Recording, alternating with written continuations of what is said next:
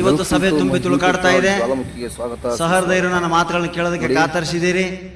ಎಷ್ಟೋ ಬಾರಿ ನನ್ನ ಮಾತುಗಳನ್ನ ಕೇಳಿದ್ದೀರಿ.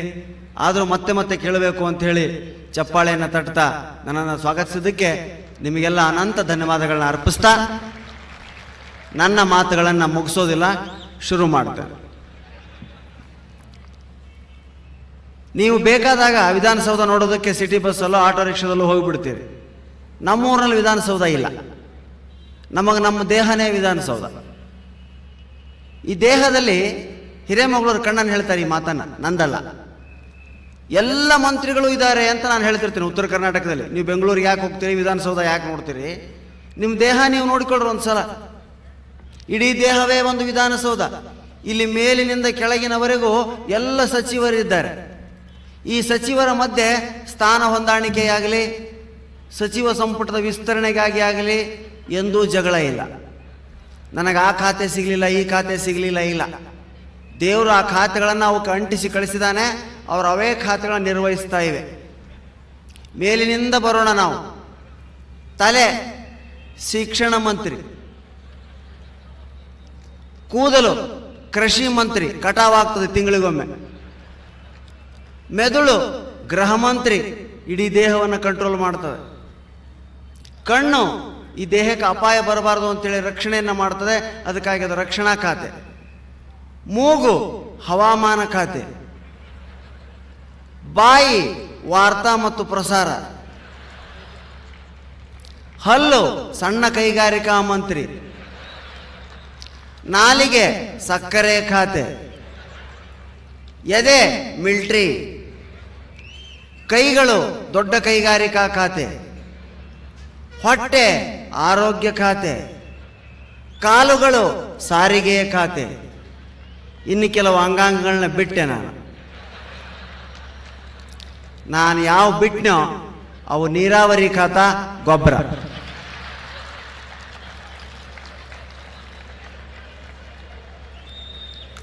ನಾವು ಹೀಗಾಗಿ ಬೆಂಗಳೂರಿಗೆ ಬರೋ ಪ್ರಸಂಗ ಬರೋದಿಲ್ಲ. ನಮ್ಮ ಸಚಿವರನ್ನ ನೋಡಿಕೊಳ್ತಾ ನಾವು ಅಲ್ಲೇ ಇರ್ತೇವೆ.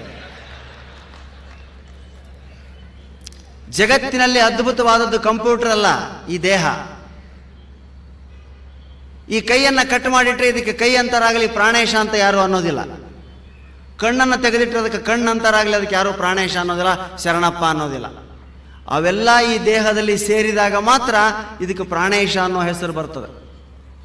ಆದರೆ ಯಾರೋ ತಪ್ಪು ಮಾಡಿದರೆ ಯಾರಿಗೋ ಶಿಕ್ಷೆ ಆಗ್ತದೆ. ಈ ದೇಹದಲ್ಲಿ ಒಂದು ಹುಡುಗಿ ಹೊಂಟಿರ್ತಾಳೆ, ಆಕಿನ ಮನಸ್ಸು ಬಯಸ್ತದೆ, ಕಣ್ಣು ಆಕಿನ ನೋಡ್ತದೆ, ಬಾಯಿ ಶಿಳ್ಳೆ ಹಾಕ್ತದೆ, ಆಕೆ ಬಂದು ಕಪಾಳಕ್ಕೆ ಬಡಿತಾಳೆ, ಹಲ್ಲು ಕೆಳಗಡೆ ಬೀಳ್ತದೆ.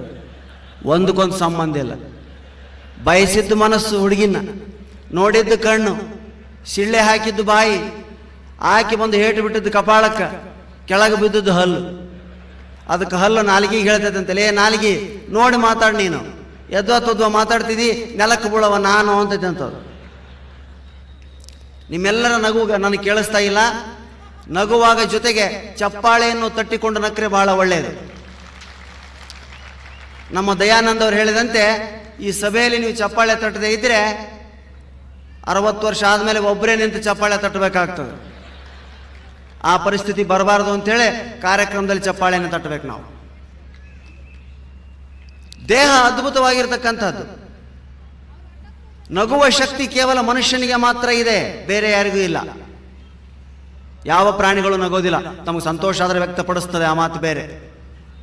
ನಮ್ಮನ್ನು ನಗಲಾರ್ದವ್ರು ಕೆಲವರು ಇರ್ತಾರ್ರಿ, ಅವ್ರಿಗೆ ದೂರದಿಂದ ಕೈ ಮುಗಿದು ಬಿಡ್ತೀವಿ ನಾವು.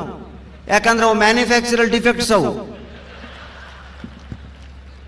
ಅವನ್ನ ನಗಿಸೋದು ಯಾರಿಗೂ ಸಾಧ್ಯ ಇಲ್ಲ. ಹೆಂಗ್ ನಗಬೇಕು ಅಂತ ಕೇಳಿದ್ದ ಒಬ್ಬ ಬ್ಯಾಂಕ್ ಆಫೀಸರ್ ನನ್ನ. ಈ ಸಮಸ್ಯೆ ಜಾಸ್ತಿ ಬರೋದು ಬ್ಯಾಂಕ್ ಆಫೀಸರ್ಗಳಿಗೆ. ಹೆಂಗ್ ನಗಬೇಕ್ರಿ ಪ್ರಾಣೇಶ್ ಅವರ? ತುಟಿ ಬಿಚ್ಚಿ ನಗಬೇಕಾ, ತುಟಿ ಮುಚ್ಚಿ ನಗಬೇಕಾ? ಹಲ್ಲು ಕಚ್ಚಿ ನಗಬೇಕಾ, ಹಲ್ಲು ಬಿಚ್ಚಿ ನಗಬೇಕಾ? ಅದಕ್ಕೊಬ್ಬ ಕವಿ ಹೇಳ್ತಾನ, ತುಟಿ ಬಿಚ್ಚರ ನಗು, ತುಟಿ ಮುಚ್ಚರ ನಗು, ಹಲ್ಲು ಕಚ್ಚರ ನಗು, ಹಲ್ಲು ಬಿಚ್ಚರ ನಗು, ನಗು ಮುಂದ ಮನಸ್ಸು ಬಿಚ್ಚಿ ನಗು. ಇದು ಬಹಳ ಇಂಪಾರ್ಟೆಂಟ್. ಮನಸ್ಸನ್ನ ಬಿಚ್ಚಿ ನಗಬೇಕು ನಾವು. ಇವ ಏನ್ ನಗಿಸ್ತಾನ ಅಂತ ಕೂಡಬಾರ್ದು. ಕೂತ್ರೆ ನಮಗೇ ಲಾಸು. ಬೆಂಗಳೂರಿನಲ್ಲಿ ವಾಸ ಮಾಡ್ತಕ್ಕಂಥ ನಿಮಗೆಲ್ಲ ಸುಲಭವಾಗಿ ಬರ್ತಕ್ಕಂಥ ಕಾಯಿಲೆ ಅಸ್ತಮ. ಯಾಕಂದರೆ ಎಲ್ಲ ಹೊಗೆ ಕುಡಿದು ಅದಕ್ಕೆ ವಕ್ರ ತುಂಡು ಹೋಗ್ತಿ ಅಂತ ಒಂದು ವಿಜಯ ಕರ್ನಾಟಕದಲ್ಲಿ ಅಂಕಣ ಬರ್ತದೆ, ಅದರಲ್ಲಿ ಭಾಳ ಚೆನ್ನಾಗಿ ಬಂದಿತ್ತು ಒಂದು ಸಾರಿ. BP, ಡಯಾಬಿಟಿಸ್, ಅಸ್ತಮ ಪಿತ್ರಾರ್ಜಿತ. BP, ಡಯಾಬಿಟಿಸ್, ಅಸ್ತಮ ಪಿತ್ರಾರ್ಜಿತ. ನೆಕ್ಸ್ಟ್ ಯಾವುದು? ಅಂಥ್ರಾಕ್ಸ್, ಇದು ಪತ್ರಾರ್ಜಿತ, ಪತ್ರದಿಂದ ಬರ್ತದೆ. BP, ಡಯಾಬಿಟಿಸ್, ಅಸ್ತಮ ಪಿತ್ರಾರ್ಜಿತ, ಅಂಥ್ರಾಕ್ಸ್ ಪತ್ರಾರ್ಜಿತ, ಏಡ್ಸ್ ಸ್ವಯಾರ್ಜಿತ. ನಕ್ರೆ ಇವ್ಯಾವ ರೋಗ ಬರೋದಿಲ್ಲ. ಸಣ್ಣ ಮಕ್ಕಳ ಮಕ್ಕದಾಗಿನ ನಗಿ ಏನದ ಅದು ಸತ್ತವ್ರನ್ನ ಸಹಿತ ಬದುಕಿಸ್ತೈತೆ.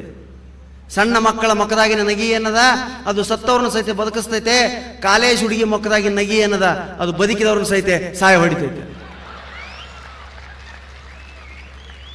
ಕಾಲೇಜ್ ಹುಡುಗಿ ನಕ್ಕಳು ಅಂದ್ರೆ ಸಾಕು ಸತ್ತಂತ ನಾವ. ಈಗೇನು ಬಹಳಷ್ಟು ಜನ ಚಪ್ಪಲಿ ಬಡದ್ರಲ್ರಿ, ಅವ್ರು ಸತ್ತು ಬದುಕಿದವ್ರೆ. ನಗು, ಬ್ಯಾಂಕಿನವ್ರು ನಗೋದಿಲ್ಲ ಭಾಳ ಮಾಡಿ. ಅದಕ್ಕೆ ಡುಂಡಿರಾಜ ಕವಿ ಭಾಳ ಚಂದ ಬರೀತಾನ, ಬ್ಯಾಂಕಿನ ಕ್ಯಾಶ್ ಕೌಂಟರ್ನಲ್ಲಿರೋ ಹುಡುಗಿ ಕೊಂಚವೂ ನಗದು, ಅದಕ್ಕೆ ಅವಳ ಮುಂದಿದೆ ಬೋರ್ಡು ನಗದು ಕ್ಯಾಶ್. ಬರೀ ಸಂತೋಷ ಕೂಟಗಳಲ್ಲಿ ಮಾತ್ರ ಹಾಸ್ಯ ಇಲ್ಲ, ಸತ್ತ ಮನೆಯಲ್ಲಿ ಹಾಸ್ಯ ಇದೆ. ನಮ್ಮ ಕಡೆ ಒಬ್ಬ ಸತ್ತಿದ್ದ, ಅವನು ಗೂಟಕ್ಕೆ ಬಡ್ದದ್ರಿ, ಗಾಡಿ ಕುಂದಿರ್ಸಿದ್ರಿ. ಹಿಂಗೆ ಎಲ್ಲರೂ ಬಂದು ನೋಡಿ ಹೋಗ್ತಿದ್ರು. ಎಲ್ಲರೂ ಬಂದರು, ನೋಡಿದ್ರು, ಹೋದ್ರು. ಇನ್ನೇನು ಸಾಯಂಕಾಲ ಹೆಣ ಒಯ್ಬೇಕು ಅನ್ನೋ ಮುಂದೆ ಆ ಊರಿನ ಗೌಡ್ ಬಂದಗಟ್ಲೆ ಅವ ಸತ್ತಿದ್ನಲ್ರಿ, ಅವನ ಹೆಂಡತಿ ಅಳು ಜೋರಾಗಿ ಬಿಡ್ತು. ಆಕೆ ಹಾಡಾಡಿಕೊಂಡು ಅಳ್ತಿದ್ಲು. ಏನು ಹೇಳಿಲ್ಲ ಹೆಣಕ್ಕೆ, ನೋಡಿಲ್ಲೇ ನಿನ್ನ ಮಾತಾಡ್ಸಕ್ಕೆ ಯಾರು ಬಂದಾರ? ಗೌಡ್ರು ಬಂದಾರ ನೋಡು. ಗೌಡ್ರು ಬಂದಗಟ್ಲೆ ಮ್ಯಾಗ ಬರ್ರಿ ಅಂತಿದ್ಯಲ್ಲ, ಗೌಡ್ರು ಬಂದಾರ ನೋಡು, ಮ್ಯಾಗ ಕರ್ಕೋ.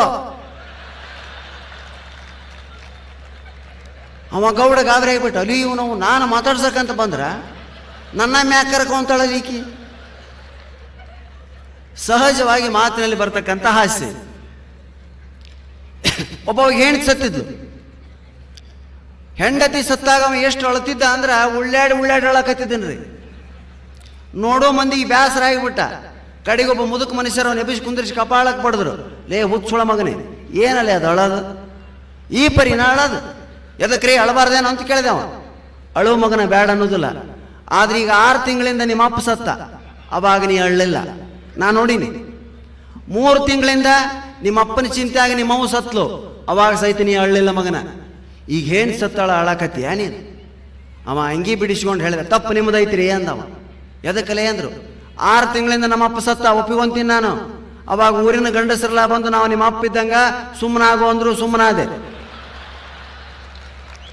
3 ತಿಂಗಳಿಂದ ನಮ್ಮ ಅವ್ವ ಸತ್ತಿದ್ಲು, ಒಪ್ಪಿಕೊಂಡೆ. ಅವಾಗ ಊರಿನ ಹೆಣ್ಮಕ್ಳೆಲ್ಲ ಬಂದರು, ನಾನು ನಿಮ್ಮ ಅವ್ವ ಇದ್ದಂಗ ಸುಮ್ಮನಾಗ ಅಂದ್ರು. ಈಗ ನಾನು ಹೆಂಡ್ತಿ ಸತ್ತಾಳ, ಒಬ್ಬರ ಬರಕ್ಕೆ ತಯಾರದಾರನ್ರಿ?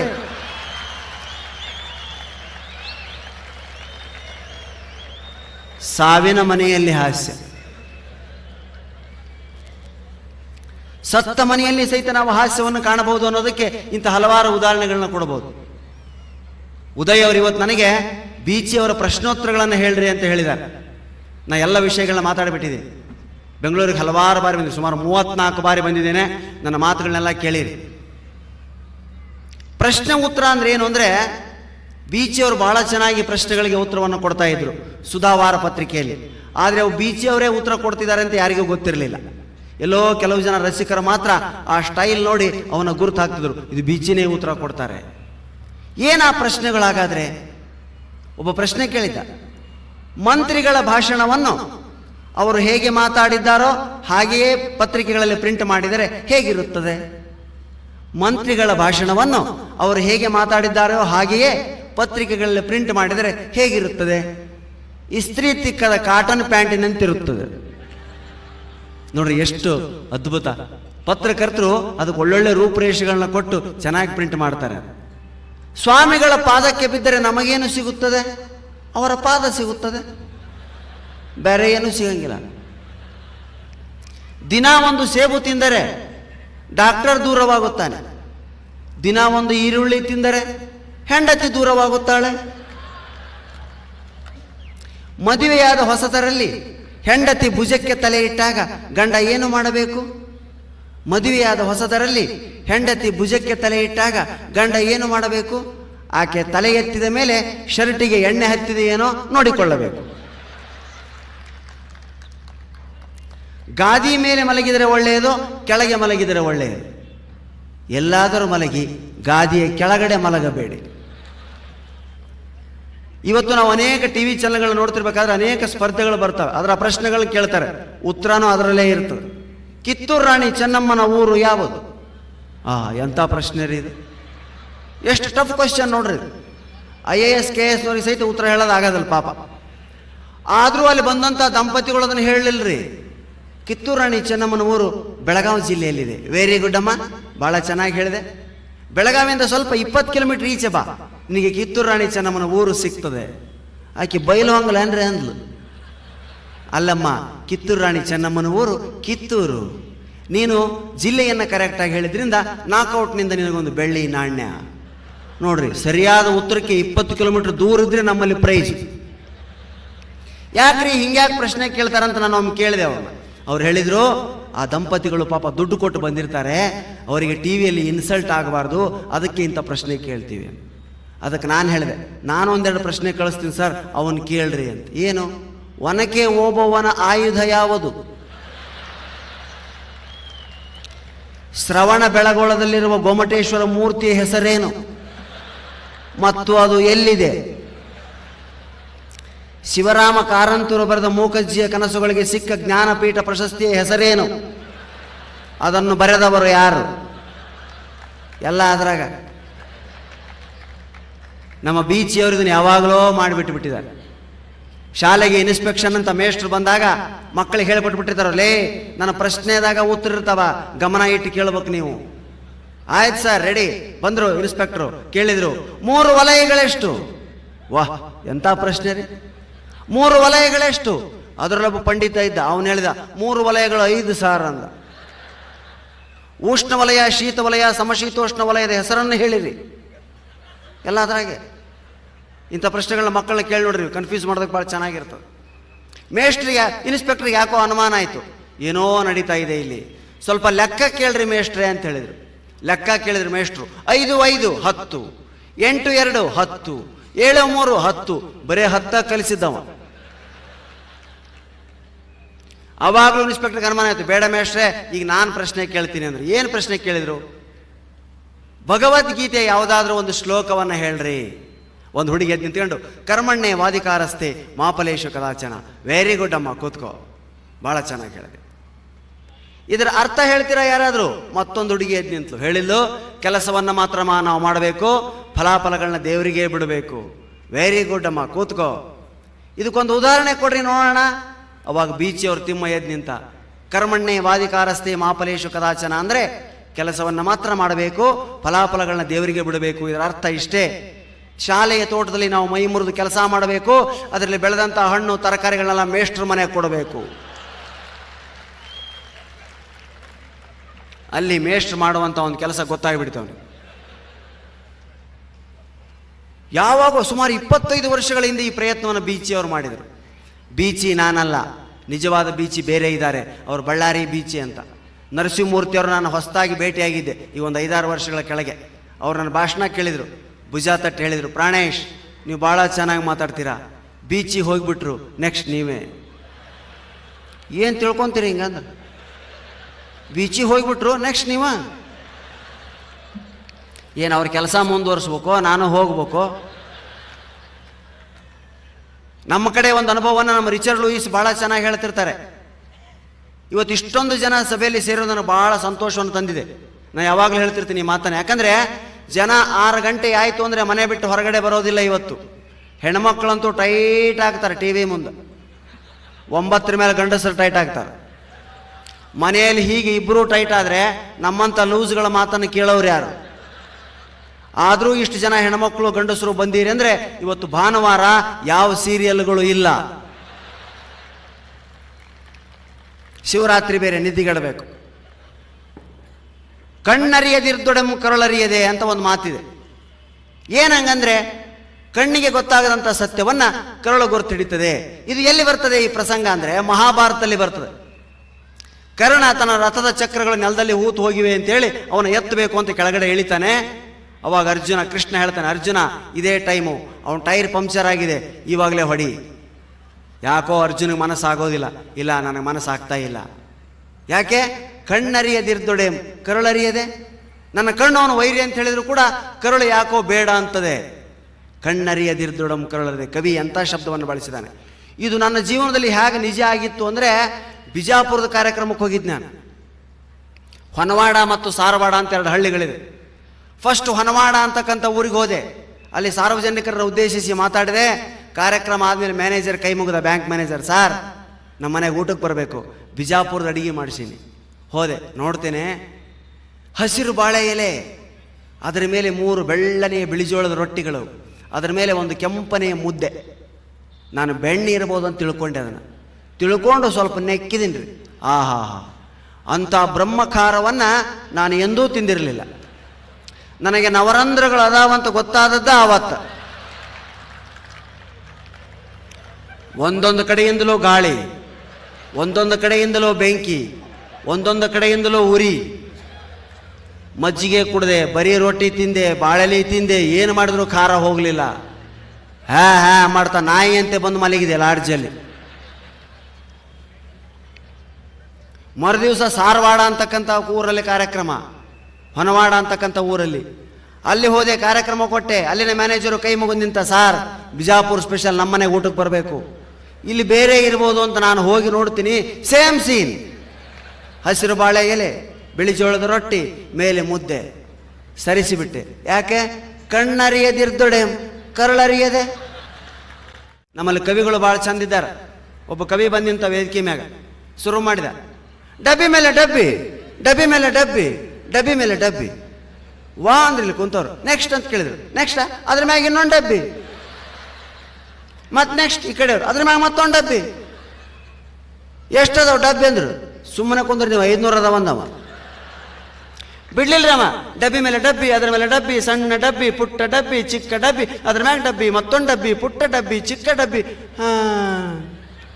500 ಆಗಿಂದ ಕೆಳಗಿಳೆ ಮುಂದೆ ನಮ್ಮ ಉದಯನಂತವ್ರು ಹಂಗೆ ಹಿಡಿದಲೇ ಹುಚ್ಚ, ಇದ್ರಾಗ ಏನು ಕವಿತ್ವ ಐತಿಲೆ ಅಂದ್ರೆ. ಕವಿತ್ವಕ್ಕೆ ಬೆಂಕಿ ಹಚ್ಚ್ರಿ ಸರ, ಅದ್ರ ಬ್ಯಾಲೆನ್ಸ್ ನೋಡ್ರಿ ಒಂದವ. ಇದು ಕವಿತ್ವವೇ? ಇನ್ನೊಬ್ಬ ಕವಿ ಬೀಚಿಯವ್ರ ಮುಂದೆ ಬಂದು ಕುಂತ, ಸರ ನಾವೊಂದು ಕವನ ಬರ್ದೀನ್ರಿ. ಏನಪ್ಪ ಕವನ? ಕವನದ ಟೈಟಲ್ ಅರ್ಥ ಮಾಡ್ಕೊಳ್ರಿ ಮೊದ್ಲು ನೀವಂದವ. ಹೌದಾ? ಏನಪ್ಪ ಅದು? ತ್ರಿಕಾಲ ಸತ್ಯ, ಎಟರ್ನಲ್ ಟ್ರುತ್. ಅಬಾಬಾಬಾ, ಭಾಳ ಸಣ್ಣ ವಯಸ್ಸಿಗೆ ದೊಡ್ಡ ಕವನ ಬರ್ದಿಯಪ್ಪ. ಓದು. ಶುರು ಮಾಡಿದ. ಲೈಟು ಜಗ ಜಗ, ಫ್ಯಾನು ಗಿರ ಗಿರ, ನೀರು ಜುಳು ಜುಳು, ಗಾಳಿ ಬರ ಬರ, ಮಳೆಯು ರಪ ರಪ, ನಗೆಯು ಪಕ ಪಕ, ಮೋಡ ಗುಡು ಗುಡು, ಮಿಂಚು ಪಳ ಪಳ, ನಗೆಯು ಕಿಲ ಕಿಲ, ಹಸಿರು ಹರ ಹರ, ಲಂಗ ತಳ ತಳ, ಮೋರೆ ಜಳ ಜಳ. ಬರೇ ಪಸ ಪಸ, ಪುಸ ಪುಸ, ಬಸ ಬಸ ಇದೆ.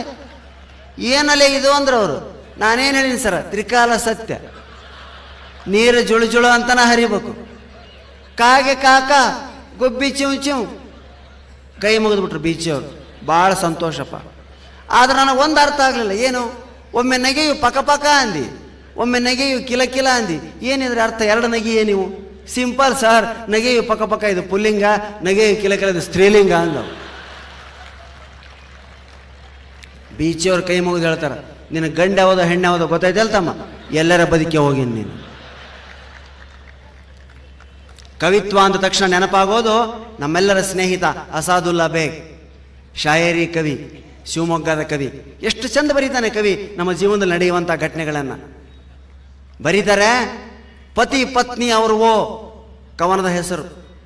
ನನ್ನ ಮತ್ತವಳ ಸಂಬಂಧ ನನ್ನವಳಿಗೆ ತಿಳಿದಾಗಿನಿಂದ, ನನ್ನ ಮತ್ತವಳ ಸಂಬಂಧ ನನ್ನವಳಿಗೆ ತಿಳಿದಾಗಿನಿಂದ ಕೇಳುತ್ತಿದ್ದಾಳೆ, ನಮ್ಮಿಬ್ಬರಲ್ಲಿ ನಿಮಗಾರು ಚಂದ. ನಾನೆಂದೆ, ಹೇಗೆ ವರ್ಣಿಸಲಿ ಪ್ರಿಯ ಹೂವಿನ ಮಕರಂದ, ನಿನ್ನ ಸನಿಯ ಶ್ರೀಗಂಧ ಅವಳದೋ ಪರಮಾನಂದ. ನಿನ್ನ ಸನಿಯ ಶ್ರೀಗಂಧ ಅವಳದೋ ಪರಮಾನಂದ. ಅದ ಕವಳೆಂದಳು ಮೊನ್ನೆ ನನ್ನ ಗೆಳೆಯನು ಹೀಗೆ ಅಂದ. ಹೆಣ್ಮಕ್ಳೇನು ಕಡಿಮೆ ಇರಂಗಿಲ್ರಿ ನೋಡ್ರಿ. ಈ ಕವನ ಓದಿದಾಗ ಹೆಣ್ಮಕ್ಳೇ ಜಾಸ್ತಿ ಚಪ್ಪಾಳೆ ತಟ್ತಾರೆ. ಕವಿತ್ವ ಅನ್ನೋದು ಸುಲಭವಾಗಿ ಬರುವಂಥದ್ದಲ್ಲ, ಅಧ್ಯಯನದಿಂದ ಬರುವಂಥದ್ದು. ಇವತ್ತು ನಾವು ಓದೋದನ್ನು ಬಿಟ್ಟಿದ್ದೀವಿ. ಹೀಗಾಗಿ ಶಬ್ದಗಳಲ್ಲಿ ವ್ಯತ್ಯಾಸ ಗೊತ್ತಾಗೋದಿಲ್ಲ ನಮಗೆ. ಹಕಾರಕ್ಕೆ ಅಕಾರ ಅಂತೀವಿ, ಆಕಾಶದಾಗ ಹಾರಾಡ್ತಾವ ಅಕ್ಕಿ, ನಾವು ಅನ್ನ ಮಾಡ್ಕೊಂಡು ಹುಣ್ಣೋದು ಹಕ್ಕಿ. ಹನೆ ಅನ್ಬೇಕ್ರಿ. ನಾವು ಕನ್ನಡಕ್ಕಾಗಿ ಕೈ ಎತ್ತಬೇಕಾಗಿಲ್ಲ, ಬಾವುಟವನ್ನು ಹಿಡಿಬೇಕಾಗಿಲ್ಲ, ಶುದ್ಧವಾದ ಕನ್ನಡವನ್ನು ಮಾತಾಡಿದರೆ ಸಾಕು.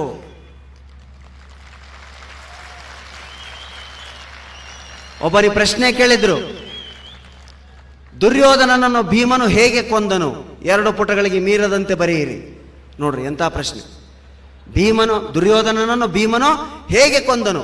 2 ಪುಟ ಬರೀರಿ. ಅವ ಓದೇ ಇದ್ದಿಲ್ಲ. ಏನು ಬರ್ದವ? ಭೀಮನು ದುರ್ಯೋಧನನನ್ನು ಗುದ್ದಿ ಗುದ್ದಿ ಗುದ್ದಿ ಗುದ್ದಿ ಗುದ್ದಿ 2 ಪುಟ ಗುದ್ದಿ ಗುದ್ದಿ ಗುದ್ದಿ ಗುದ್ದಿ ಗುದ್ದಿ ಅಂತ ಬರ್ದವ. ಗುದ್ದಿ ಗುದ್ದಿ ಕೊಂದನು. ಏನು ಸಾಹಿತ್ಯ ರೀ!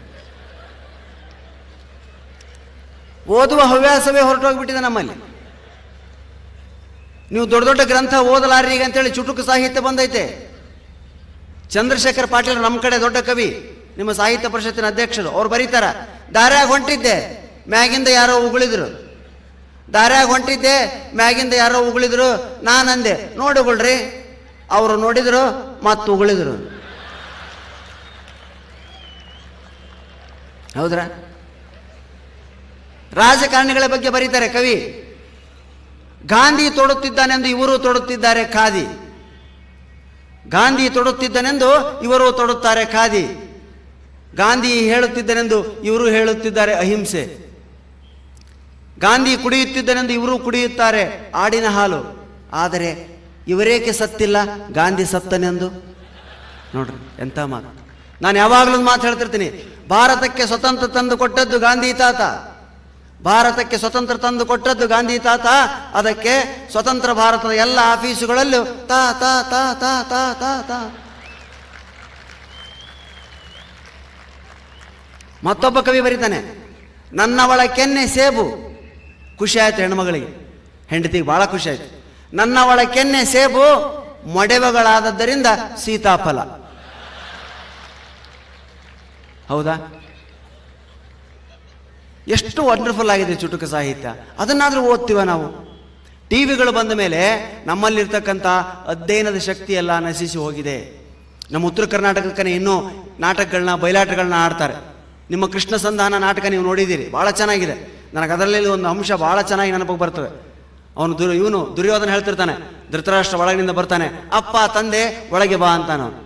ಅವಾಗ ಇವನು ಡೈರೆಕ್ಟ್ ಹೇಳ್ತಾನೆ, ಲೇ ಅಪ್ಪ ಅಂದ್ರು ಒಂದ, ತಂದೆ ಅಂದ್ರು ಒಂದ, ಯಾವಾದರ ಒಂದನ್ನು. ಅಪ್ಪ ಒಳಗೆ ಬಾ ಅನ್ನು, ತಂದೆ ಒಳಗೆ ಬಾ ಅನ್ನು, ಅವೆರಡು ಒಂದವು. ಆತ ಮೇಷ್ಟ್ರೆ ಇನ್ನೊಂದ್ಸರಿ ಹಾಗೆ ಮಾಡ್ತೀನಿ ಅಂತ ನಾವು.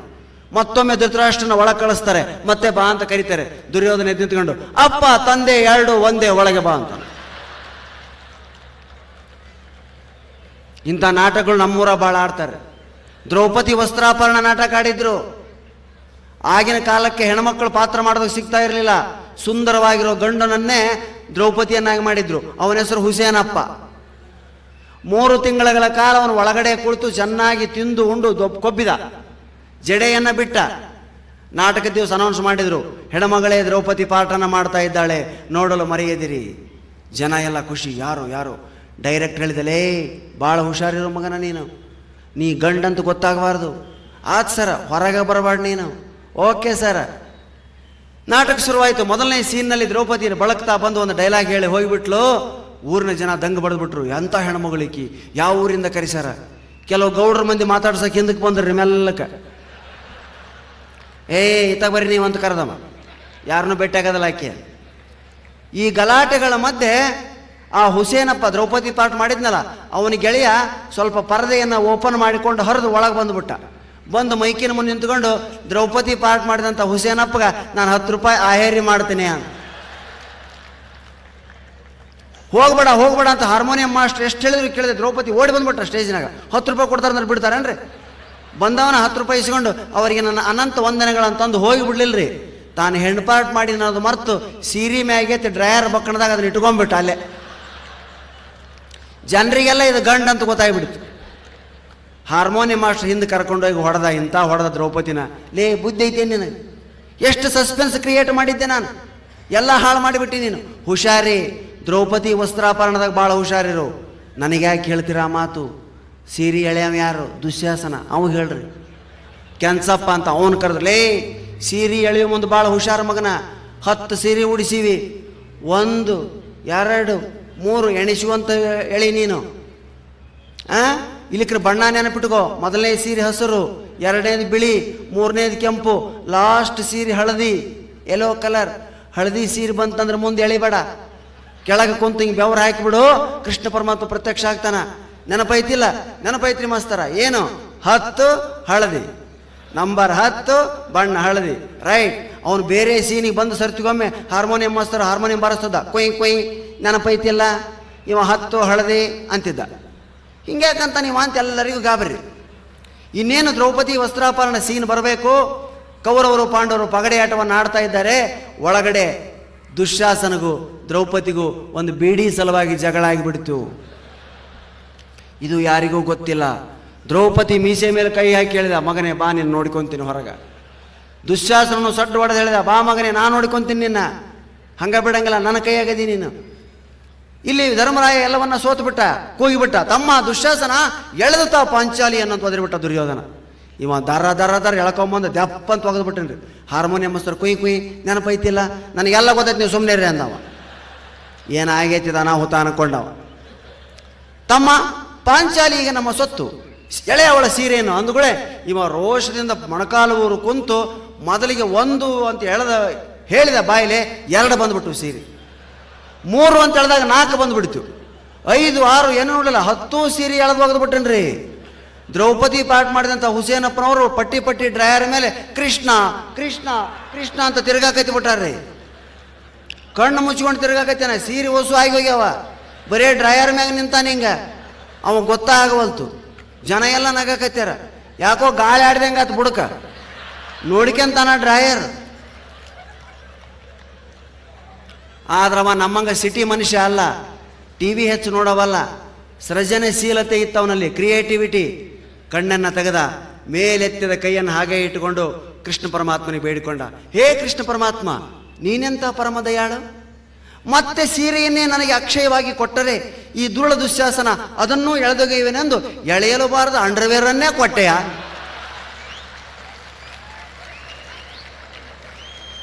ಎಂಥ ಕ್ರಿಯೇಟಿವಿಟಿ!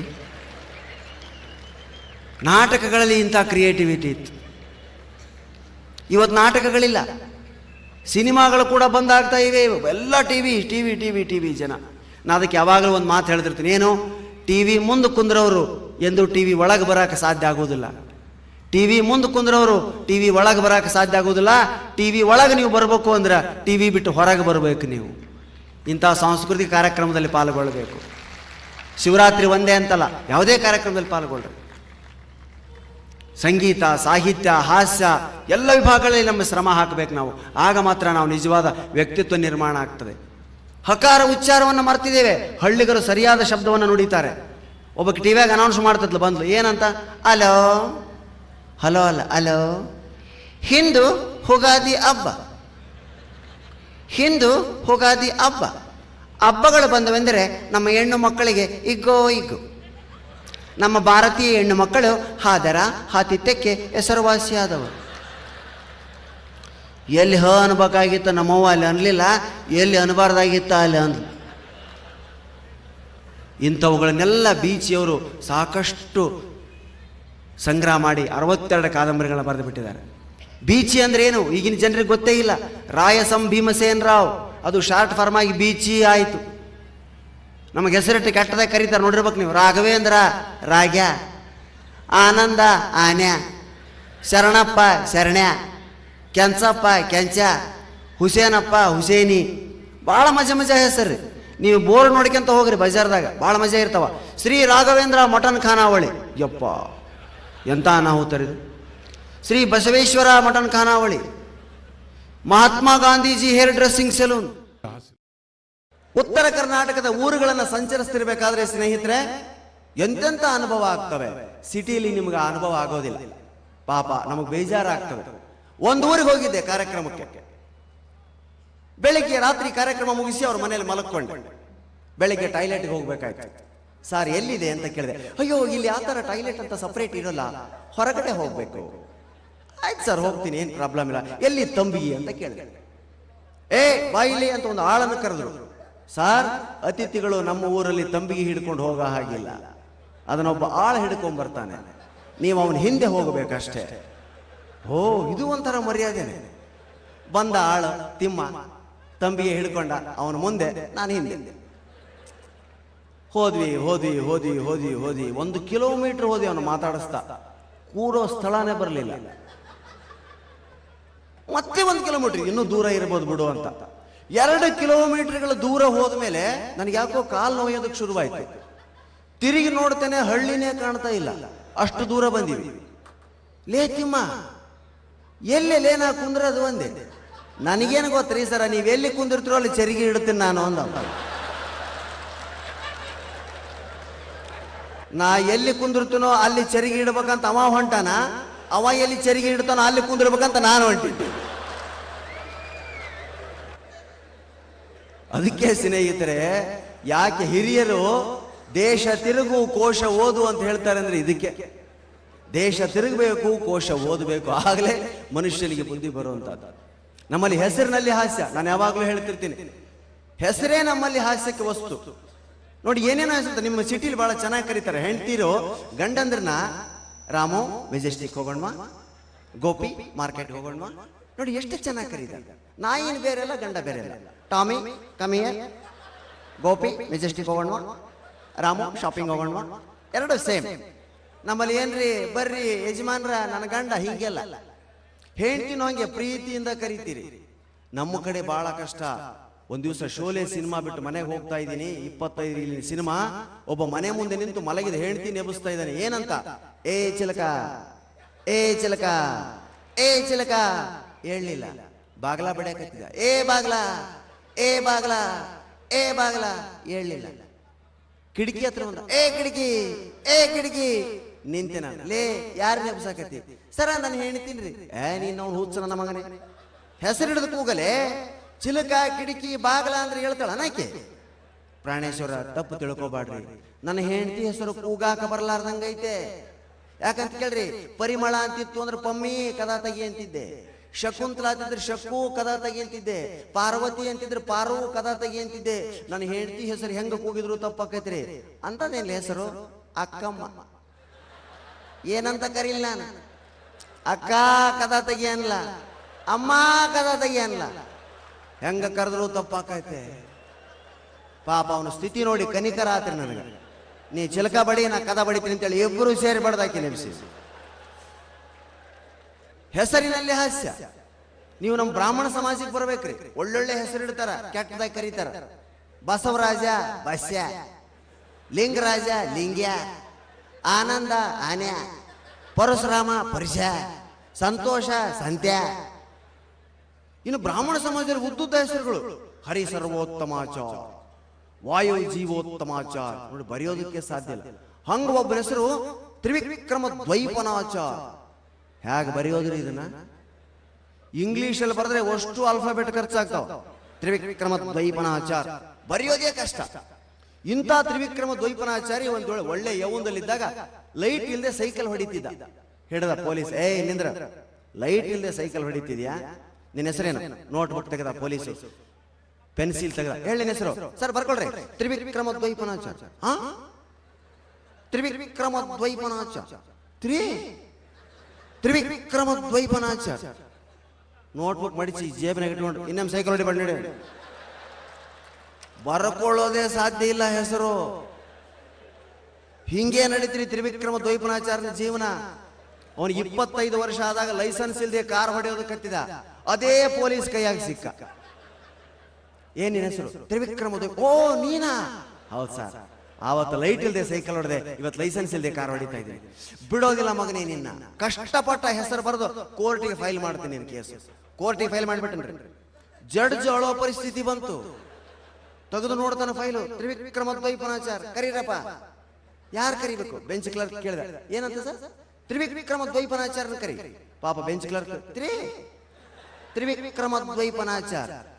ಅವನು ಅದನ್ನೇನೋ ಅಂದ್ಕೊಂಡು ಹೊರಗೋದ. ಅಲ್ಲೊಬ್ಬ ಮುಸ್ಲಿಂ ಇದ್ದ, ಪಾಪ ನಬಿ ಸಾಬಾ ಅಂತ ಹೇಳಿ ಕೂಗೋನ. ಅವನು 3 ಸಾರಿ ಹೆಸರು ಕೂಗೋನು. ಏ ನಬಿ ಸಾಬಾ ಬಾಯಿಲ್ಲ, ಏನ ತ್ರಿವಿಕ್ರಮ ದ್ವೈಪನಾಚಾರಕ್ಕೆ ಬುಲಾವಾ? ಕ್ಯಾ ಸರ್? ತ್ರಿವಿಕ್ರಮ ದ್ವೈಪನಾಚಾರ. क्या नाम है सर? फिर से बोलो सर. त्रिविक्रम द्वैपनाचार्य. क्या नाम जी इसका नाम? ಅವ ಪಾಪ ಬರೀ ಖಾಜಾ ಪಾಷಾ ಜಿಲಾನಿ ಇಂಥವ ಕೂಕುಗೆ ಅಭ್ಯಾಸ ಅವನಿಗೆ. ತ್ರಿವಿಕ್ರಮ ದ್ವೈಪನಾಚಾರ್ಯ ಏನು ಕೂಗ್ಬೇಕ್ರಿ ಅವನು? ಕ್ಯಾತೋ ಬಿ ಸರ್ ಅಂತ ಬಂದು ನಿಂತ್ಕೊಂಡು ಏನ್ ಅನ್ಬೇಕ್ರವ? ತ್ರಿವಿಕ್ರಮ ದ್ವೈಪನಾಚಾರ್ಯ ತೇರಿ ಮಾಕ ದೋಪಾಂಕ ಆಚಾರ್ಯ. ತ್ರಿವಿಕ್ರಮ ದ್ವೈಪನಾಚಾರ್ಯ ಅವನ ಬಾಯಾಗ ತೇರಿ ಮಾಕ ದೋಪಾಂಕ ಆಚಾರ್ಯ. ರಸ್ತೆಯಲ್ಲಿ ಅಡ್ಡಾಡ್ತಿರ್ಬೇಕಾದ್ರೆ ಸ್ನೇಹಿತರೆ ಸುಮ್ಮನೆ ಅಡ್ಡಾಡಬೇಡ್ರಿ. ಹಾಸ್ಯ ಸಿಗೋದೇ ಸಣ್ಣ ಸಣ್ಣ ವಿಷಯಗಳಲ್ಲಿ. ರಸ್ತೆಯಲ್ಲಿ ಬೋರ್ಡ್ ನೋಡ್ತಾ ಹೋಗ್ರಿ, ಅಂಗಡಿಗಳಿಗೆ ಎಂತೆಂತ ಹೆಸರಿಟ್ಟಿರ್ತಾರೆ.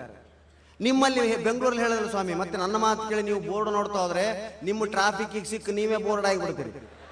ನಮ್ಮ ಕಡೆ ನಾವು ಬೋರ್ಡ್ ನೋಡ್ತಾ ಇಲ್ಲಿ ಏನ್ ಟ್ರಾಫಿಕ್ ಸರ್, 120 ಸೆಕೆಂಡ್ ಸಿಗ್ನಲ್ ಯಾವನು ನಿಲ್ಲಲ್ಲ. 4 ವೀಲರ್ಸ್ ಮಾತ್ರ ನಿಂತಿರ್ತಾರೆ. 2 ವೀಲರ್ಸ್ ನೋಡ್ಬೇಕು ನೀವು. ಫುಟ್ಪಾತ್ ಮೇಲೆ, ಕಟ್ಟೆ ಮೇಲೆ, ಕುಂಬಿ ಮೇಲೆ, ಎಲ್ಲಿ ಬೇಕಲ್ಲಿ ಜಾಗ ಸಿಕ್ತು ಪಾರಾಗಿ ಬಿಡ್ತಾರೆ. ಮೊನ್ನೆ ಮೆಜೆಸ್ಟಿಕ್ ಅಲ್ಲಿ ₹1 ಕಾಯಿನ್ ಬಿತ್ತು, ನಂದು ತಗೊಳ್ಳೋಣ ಅಂತ ಬಗ್ಗಿದೆ. ಈ ನನ್ನ ಕೈ ಮತ್ತು ಮೈ ಮಧ್ಯೆ ಸ್ವಲ್ಪ ಸ್ಥಳ ಇದೆಯಲ್ಲ, ಇಲ್ಲೊಬ್ಬ TVS ಒಯ್ದ. ಅಬ್ಬಾ, ಬೆಂಗಳೂರಿನ ಅದ್ಭುತ ಏನು ಅಂದ್ರೆ 10 ನಿಮಿಷದಲ್ಲಿ ಸೇರುವಂತಹ ಸ್ಥಳವನ್ನು 1 ಗಂಟೆಯಲ್ಲಿ ಸೇರೋದು ಈ ಊರಿನ ಸ್ಪೆಷಾಲಿಟಿ. ಅದಕ್ಕೂ ತುಂಬಾ ಸ್ಪೆಷಲ್ ಇದೆ ಈ ಊರು. ಯಾವುದೇ ಕೆಲಸ 2 ಗಂಟೆಯಲ್ಲಿ ಆಗೋದಿಲ್ಲ. ಅದಕ್ಕೂ ಕೂಡ ಬೆಂಗಳೂರು ತುಂಬಾ ಹೆಸರುವಾಸಿ. ಹೌದಾ ಸ್ನೇಹಿತರೆ? ಒಪ್ತೀರಿ ನೀವೆಲ್ಲ ಬಂದಿರೋದು ಹಾಗೆ, ಈಗ ಹೋಗೋದು ಹಾಗೆ ಪಾಪ.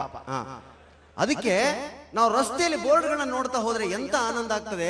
ಅಂಗಡಿಗಳ ಹೆಸರಿಟ್ಟಿರ್ತಾರೆ, ನೋಡ್ಬೇಕು ನೀವು. ಎಂತೆಂತ ಹೆಸರು ಇಡಬಾರದು. Shri Basaveshwara beer brandy shop ಇಡಬಕ್ರೆ ಹೆಸರು. ಬಸವಣ್ಣನ ಹೆಸರು ಬೀರ್ ಬ್ರ್ಯಾಂಡಿ ಅಂಗಡಿಗೆ. ಕ್ಷಮಿಸೋಣ ಹೋಗ್ಲಿ. ಇನ್ನೊಂದು ಕಡೆ ನೋಡಿ ಗಾಬರಿ ಅದೇ. ಏನು?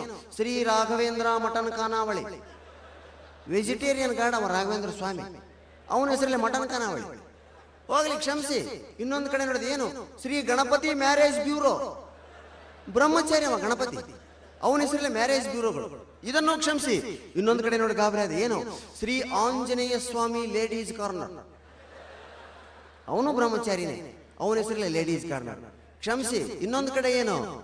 ಶ್ರೀ ಅಕ್ಕ ಮಹಾದೇವಿ ಬ್ಯೂಟಿ ಪಾರ್ಲರ್. ದೇಹವನ್ನ ಕೂದಲಿಂದ ಮುಚ್ಚಿಕೊಂಡಂತ ವಿರಾಗಿಣಿ ಆಕೆ ಹೆಸರಲ್ಲಿ ಬ್ಯೂಟಿ ಪಾರ್ಲರ್. ಈ ಹೆಣ್ಮಕ್ಳು ಅಲ್ಲಿ ಹೋಗಿ ಐಬ್ರೋ ಕಟ್ ಮಾಡಿಸ್ಕೊಳ್ತಾರೆ. ಹೌದಾ? ಇವನ್ನೋ ಕ್ಷಮಿಸಬಹುದು. ಇನ್ನೊಂದು ಕಡೆ ನೋಡಿ ಗಾಬರಿ ಅದು. ಏನು? ಶ್ರೀ ವೈಕುಂಠ ಟ್ರಾವೆಲ್ಸ್. ಯಾರ ಟಿಕೆಟ್ ಬುಕ್ ಮಾಡ್ತಾರೆ ಅಲ್ಲಿ? ವೈಕುಂಠ ಟ್ರಾವೆಲ್ಸ್. ಇದನ್ನು ಕ್ಷಮಿಸೋಣ. ಇನ್ನೊಂದು ಕಡೆ ನೋಡಿ ಗಾಬರಿ ಅದು. ಏನು? Shri Mahatma Gandhiji hair dressing saloon. ತಲೆಯಾಗ ಒಂದು ಕೂದಲಿಲ್ಲ ಪುಣ್ಯಾತ್ಮಗ, ಆತನ ಹೆಸರಲ್ಲಿ ಹೇರ್ ಕಟಿಂಗ್ ಸಲೂನ್ಗಳು. ಹೋಗ್ಲಿ, ಇದನ್ನು ಕ್ಷಮಿಸೋಣ. ಇನ್ನೊಂದು ಕಡೆ ನೋಡಿ ಗಾಬರಿ ಅದೇನು? Shri Venkataramana Govinda Govinda chits and finance. ಯಾರು ಬರ್ತಾರೆ ಅಲ್ಲಿಗೆ? ಇವೆಲ್ಲವನ್ನ ಕ್ಷಮಿಸಬಹುದು, ಒಂದನ್ನ ಕ್ಷಮಿಸೋದಕ್ಕೆ ಸಾಧ್ಯ ಇಲ್ಲ. ಏನು? Shri Gommateshwara cloth centre. ಅಲ್ಲಿಗೆ ಹೆಸರಿನ ಇತಿಶ್ರೀ ಆಗೋಯ್ತು ಸ್ನೇಹಿತರೆ. ಅದಕ್ಕೆ ಹುಡುಕುವಂತ ಮನುಷ್ಯನಿಗೆ ನಮ್ಮ ಬೈಗಳಲ್ಲಿ, ನಮ್ಮ ಮಾತಿನಲ್ಲಿ ಹಾಸ್ಯ ಅಡಗಿದೆ ಸ್ನೇಹಿತರೆ. ನಾವಿವತ್ತು ನೀರನ್ನು ಬಳಸ್ತೀವಿ ನೋಡಿ. ಪೇಪರ್ ಇವತ್ತೆಲ್ಲ ಓದಿ ಗಾಬರಿ ಆಗಿದ್ದೀರಿ ಬೆಂಗಳೂರು ಜನ. ಈ ಸಾರಿ ಬೆಂಗಳೂರಿನ ಟೆಂಪರೇಚರ್ 39-40 ಮುಟ್ಟಬಹುದು ಅಂತ. ನಮ್ಮ ಕಡೆ 42 ಕಾಮನ್, 48 ತನ ಹೋಗ್ತದೆ, 46-47 ಬಳ್ಳಾರಿ. ಈ ಎಲ್ಲ ತಾಪಮಾನ ಯಾಕೆ ಹೆಚ್ಚಾಗ್ತಾ ಇದೆ? ಗಿಡಗಳು ಕಡಿಮೆ ಇದೆ ಅಂತ ನೀವು ಅಂತೀರಿ. ಹೌದು, ಒಪ್ಪೋಣ. ಇನ್ನೊಂದೇನು ಗೊತ್ತಾ? ನಾವು ಲೈಟ್ ಅನ್ನು ಜಾಸ್ತಿ ಉಪಯೋಗಿಸೋದು ಕೂಡ ಓಜೋನ್ ಪರದೆಗೆ ತುಂಬಾ ಹಾನಿ ಆಗ್ತಾ ಇದೆ. ನೋಡಿ, ಇಷ್ಟು ಲೈಟ್ ಉರಿತಾ ಇದೆ ಇವತ್ತು ಕಾರ್ಯಕ್ರಮ. ಇದೆಲ್ಲ ಹೀಟ್ ಮೇಲೆ ಹೋಗ್ತದೆ. ಮನೆಯಲ್ಲಿ ನೀವು ಯಾವ ರೂಮ್ ಅಲ್ಲಿ ಇರ್ತೀರೋ ಆ ರೂಮ್ ಸ್ವಿಚ್ ಮಾತ್ರ ಹಾಕೊಳ್ಳಿ. ಮುಗಿದ ತಕ್ಷಣ ಆ ರೂಮ್ ಸ್ವಿಚ್ ಆಫ್ ಮಾಡಿ ಹೊರಗಡೆ ಬನ್ನಿ. ಇದೇ ನೀವು ಪ್ರಕೃತಿ ಮಾಡಬೇಕಾದ ದೊಡ್ಡ ಉಪಕಾರ. ಎಲ್ಲಾ ಲೈಟ್ಗಳನ್ನು ಹಾಕೋದ್ರಿಂದ ಆ ಹೀಟ್ ಮೇಲೆ ಹೋಗಿ ಹೋಗಿ ಭೂಮಿಯ ತಾಪಮಾನ ಹೆಚ್ಚಾಗ್ತಾ ಇದೆ. ನಾವು ಲೈಟ್ ಆರಿಸಿ ಬರಬೇಕು.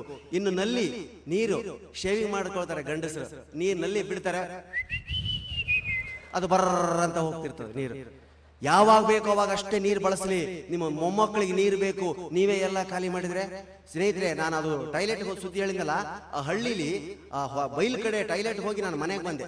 ಕಾಲ್ ತೊಳಿಬೇಕು ಅಂತ ಒಂದು ತಂಬಿಗೆ ನೀರು ತಗೊಂಡು ಕಾಲಿಗೆ ಹಾಕೊಳ್ತೀನಿ. ಸಾರ್, ಕಾಲ್ ತೊಳಿಬೇಡಿ ಅಂದ ಮನೆ ಯಜಮಾನ. ಯಾಕೆ ಅಂದೆ? ಅಂದ್ರೆ ನೆಲದ ಮೇಲೆ ತೊಳಿಬೇಡಿ ಸರ್. ಮತ್ತೆ ಎಲ್ಲಿ ತೊಳಿಬೇಕು ಸರ್? ಒಂದು ಟಬ್ ಇದೆ, ಆ ಟಬ್ ಮೇಲೆ ಒಂದು ಹಲಿಗೆ ಹಾಕಿದೀವಿ, ಮರದ ಹಲಿಗೆ. ಆ ಹಲಿಗೆ ಮೇಲೆ ನಿಂತು ಕಾಲ್ ತೊಳ್ಕೊಳ್ಳಿ ಸರ್ ಅಂದ. ಯಾಕಂದೆ? ಸರ್, ನೀವು ಕಾಲ್ ತೊಳ್ಕೊಂಡು ನೀರು ಆ ಕೆಳಗಡೆ ಟಬ್ ಅಲ್ಲಿ ಕಲೆಕ್ಟ್ ಆಗುತ್ತೆ. ಏನ್ ಸರ್, ಆ ನೀರು ಏನ್ ಮಾಡ್ತೀರಾ? ದನಗಳಿಗೆ ಕುಡಿಸ್ತೇವೆ ಸರ್. ನಮ್ಮಲ್ಲಿ ಸಪರೇಟ್ ನೀರಿಲ್ಲ ದನಗಳಿಗೆ ಕುಡಿಸೋದಕ್ಕೆ. ನಾವು ಕೈ ಕಾಲು ಮುಖ ತೊಳ್ಕೊಂಡು ನೀರನ್ನ ಕಲೆಕ್ಟ್ ಮಾಡಿ ಅದನ್ನೇ ದನಗಳಿಗೆ ಕುಡಿಸಿ ಸಾಕ್ತಾ ಇದೀವಿ ಸರ್. ಇಂಥ ಪರಿಸ್ಥಿತಿಗಳ ಊರುಗಳಿದೆ ಸ್ನೇಹಿತರೆ. ಅದಕ್ಕೆ ನಾವು ನೀರು ಮತ್ತು ಬೆಳಕನ್ನು ಬಳಸುವಾಗ ಮುಂದಿನ ತಲೆಮಾರಿನ ಜ್ಞಾಪಕ ಇಟ್ಟುಕೊಂಡು ಬಳಸಿದರೆ ಈ ಪ್ರಕೃತಿ ನಾವು ಮಾಡಬೇಕಂತ ದೊಡ್ಡ ಉಪಯೋಗ.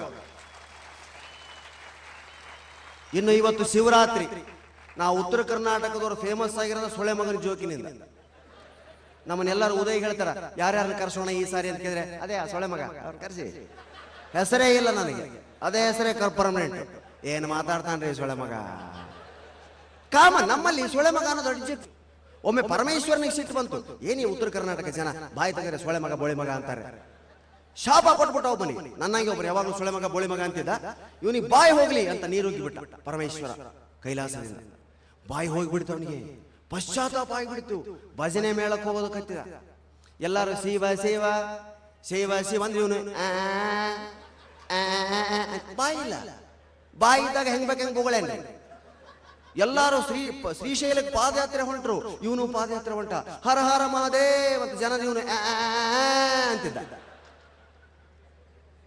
ಹರ ಹರ ಮಹಾದೇವ್. ಪಾಪ ಪಾರ್ವತಿ ಪರಮೇಶ್ವರ ಕೆಳಗಡೆ ನೋಡ್ತಾರೆ, ಪಾರ್ವತಿಗೆ ಕರಳು ಚುರುಕಂತು. ಎಂಥ ವ್ಯಕ್ತಿ ಪಾಪ. ಎಲ್ಲರೂ ಶಿವ ಶಿವ ಹರ ಹರ ಮಹಾದೇವ್ ಅಂದ್ರೆ ಇವನು ಅಂತಿದ್ದಾನೆ.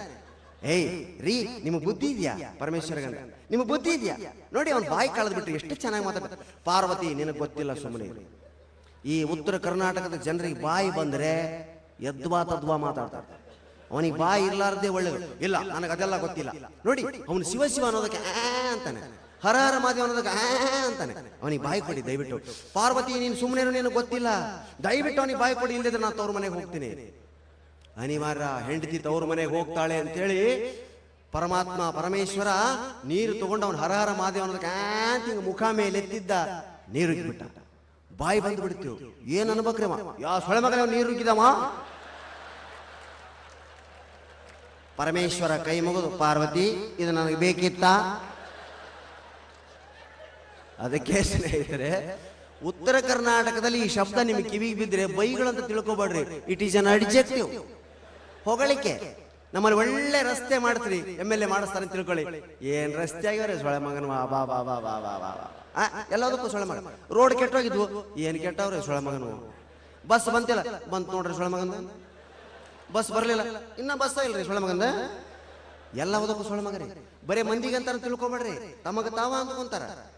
ಬಸ್ಸಿನಾಗ ಸೀಟ್ ಸಲುವಾಗಿ ಜಗಳ ಆಗ್ತದ. ಏಯ್ ಖರ್ಚಿಫ್ ಹಾಕಿದ್ದೀನಿ, ಈ ಕಡೆ ಕೊಡು, ಇಲ್ಲ ಐತಲ್ಲ ಕುಂದ್ರ ಬರ್ದಾನ, ಸುಮ್ಮನೆ ಸರಿ ನೀನು ಸೆಟ್ ಬಂದ್ರಾಗ ನಾವು ಸೊಳ ಮಗ ನಾನು ಬೇಕಿತ್ತ. ಅದಕ್ಕೆ ಸ್ನೇಹಿತರೆ, ಉತ್ತರ ಕರ್ನಾಟಕದ ಭಾಷೆಯನ್ನು ನೀವು ಗಮನಿಸುವಾಗ ಅಲ್ಲಿ ಬೈಗಳನ್ನ ಶಬ್ದಶಃ ನೋಡ್ಬೇಡ್ರಿ, ಅದರ ಹಿಂದಿನ ಅರ್ಥವನ್ನ ನೋಡಿದ್ರೆ ನಿಜಕ್ಕೂ ನಿಮಗೆ ಸಂತೋಷ ಅನಿಸ್ತದೆ. ನಮ್ಮ ವಿಶಾಲ ಹೃದಯ ನಿಮಗೆ ಅರ್ಥ ಆಗ್ತದೆ ಅಂತ ಹೇಳ್ತಾರೆ ಸ್ನೇಹಿತರೆ. ಉತ್ತರ ಕರ್ನಾಟಕದವ್ರನ್ನ ಇವತ್ತು ಬೆಂಗಳೂರಿನವ್ರು ತುಂಬಾ ಬೆಳೆಸ್ತಿದ್ದೀರಿ. ಮೊದಲ ಬಾರಿಗೆ 6 ವರ್ಷದಿಂದ ಬರ್ತಾ ಇದ್ದೀನಿ ನನ್ನ ಶಿವರಾತ್ರಿ ಜಾಗರಣೆಗೆ. ಉದಯ್ ಅವ್ರನ್ನ ನನ್ನ ಮೊದಲು ಪರಿಚಯ ಮಾಡಿಸಿದ್ರು ಬೆಂಗಳೂರು ಜನತೆಗೆ. ಇದೇ ನಗೆ ಜಾಗರಣೆ ಅವತ್ತು ಮಲ್ಲೇಶ್ವರ ಸ್ಕೂಲ್ನಲ್ಲಿ ಫಸ್ಟ್ ಅಲ್ಲಿ. ಅವತ್ತು ಆ ಜನ ನನ್ನ ಮಾತು ಕೇಳಿ ನಕ್ಕದನ್ನು ನೋಡಿ ನನಗೆ ಎಷ್ಟು ಹುಮ್ಮಸ್ ಬಂತು ಅಂದ್ರೆ, ಈ ಜನರಿಗೆ ತಿಳಿತದೆ ನನ್ನ ಭಾಷೆ, ಖುಷಿ ಆಯ್ತು. ಇವತ್ತು ಬೆಂಗಳೂರಿನಲ್ಲಿ 150 ಕಾರ್ಯಕ್ರಮಗಳನ್ನ ಕೊಟ್ಟಿದ್ದೇನೆ ಸ್ನೇಹಿತರೆ. ನಾನು 150 ಕಾರ್ಯಕ್ರಮ. ಇವತ್ತು ಬೆಂಗಳೂರು ಬಿಟ್ಟು ಹೋಗೋದಕ್ಕಾಗ್ತಾ ಇಲ್ಲ ನನಗೆ, ಅಷ್ಟು ಅದ್ಭುತ ರೀತಿಯಲ್ಲಿ ನಮ್ಮ ಸ್ವಾಗತಿಸಿದ್ರಿ. ಹಾಗೆ ಇತ್ತೀಚೆಗೆ ಪ್ರವೇಶ ಆಗಿರ್ತಕ್ಕಂಥ ರವಿ ಭಜಂತ್ರಿ ಮತ್ತು ಮಹಾಮನಿ, ನಿಮಗೆ ಇನ್ನೊಂದು ಆಶ್ಚರ್ಯ ಹೇಳ್ತೀನಿ. ನಾನೊಂದು ಯಾದಗಿರಿ ಅಂತಕ್ಕಂಥ ಊರಿಗೆ ಹೋಗಿದ್ದೆ. ಆ ಊರಿನಲ್ಲಿ ಒಬ್ಬ ಯುವಕ ಒಂದು ಕಾರ್ಯಕ್ರಮ ಅರೇಂಜ್ ಮಾಡಿದ್ದ. ನಾನು ಮಾತಾಡ್ತಾ ಹೇಳ್ಬಿಟ್ಟು, ಇದೇನು ದೊಡ್ಡ ಆಗೋದಲ್ಲ, ಯಾರು ಬೇಕಾದ್ರೂ ಮಾತಾಡ್ಬೋದು, ನೀವು ಈ ತರ ಮಾತಾಡ್ಬೋದು, ಸದಬೇಕು, ಸ್ವಲ್ಪ ಬೆರೆಸ್ಬೇಕು, ಕೈ ಕಾಲುಗಳನ್ನ ಈಗೆಲ್ಲ ಬೀಸಬೇಕು, ಮಾತಾಡ್ಬೇಕು, ಇದು ತುಂಬಾ ಸುಲಭ ಅಂತ ಹೇಳಿಬಿಟ್ಟೆ.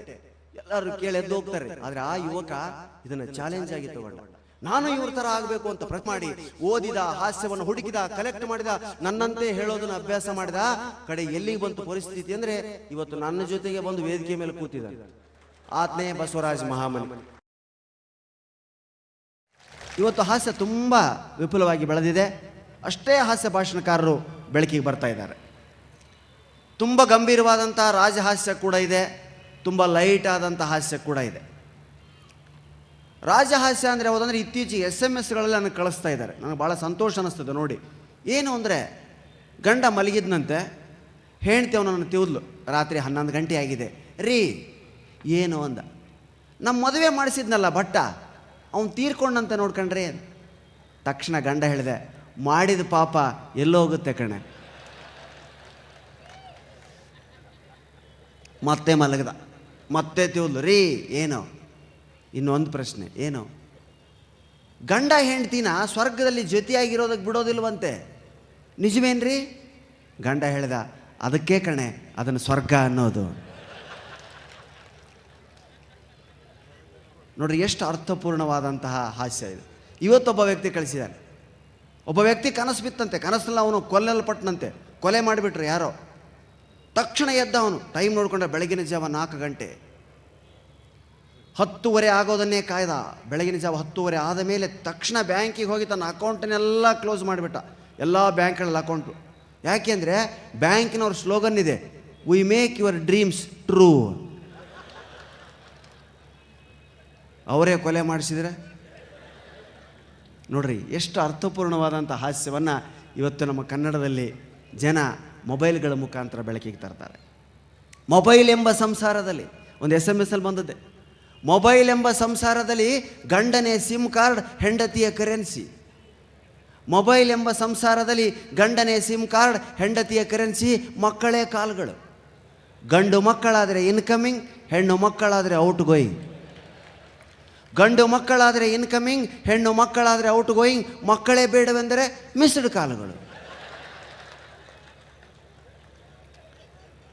ಡಾಕ್ಟ್ರುಗಳು ಕೂಡ ಮೊಬೈಲ್ ಬಿಟ್ಟು ಇರ್ತಾ ಇಲ್ಲ ಇವತ್ತು. ಪೇಷಂಟ್ ಎದುರುಗಡೆ ನಿಂತಿರ್ತಾನೆ, ಆದರೂ ಮೊಬೈಲ್ ಕಿವಿಗಿರ್ತದೆ. ನಮ್ಮ ಕಡೆ ಒಬ್ಬನಾಗಿ ಡಾಕ್ಟ್ರ್ ಮುಂದೆ ನಿಂತ, ಡಾಕ್ಟ್ರ ಅಂದ, ಸ್ವಲ್ಪ ತಡಿ ಅಂದ್ರೆ ಅವರು ಮೊಬೈಲ್ನೇ ಮಾತಾಡಕತ್ತಿದ್ರು. 5 ನಿಮಿಷ ಆಯ್ತು, 10 ನಿಮಿಷ ಆಯ್ತು, 15 ನಿಮಿಷ ಆಯ್ತು, ಅರ್ಧ ಗಂಟೆ ಆಯ್ತು ರೀ, ಮೊಬೈಲ್ ಇಡಲೇ ಇಲ್ಲ ಅವರು. ಕೊನೆಗೆ ತಮ್ಮ ಅರ್ಧ ಗಂಟೆ ಆದ್ಮೇಲೆ ಮೊಬೈಲ್ ಬಿಟ್ಟು, ಏನಪ್ಪ ನಿಂದು ಅಂದರು. ಅವ ಹೇಳಿದ, ಸರ ಅರ್ಧ ತಾಸು ಆತ್ರಿ, ನನ್ನ ಹೊಟ್ಯಾಗ ತಳಮಳ ಆಗೋದಕ್ಕತ್ತದ. ತಳಮಳ ಏನಂಗಂದ್ರೆ ಇವಾಗ ಗೊತ್ತಾಯ್ತು, ಇದು ಮೊಬೈಲ್ ಗಿರಾಕಿ, ಸದಾ ಮೊಬೈಲ್ ಹಿಡ್ಕೊಂತೈತೆ, ಇದಕ್ಕೆ ಮೊಬೈಲ್ ಭಾಷಾದಾಗ ಹೇಳ್ಬೇಕಂತೇಳಿ ತಳಮಳ ಅಂದ್ರೆ ವೈಬ್ರೇಟಿಂಗ್ ಆಗಕತ್ತೈತಿ ರೀ ಅಂದ.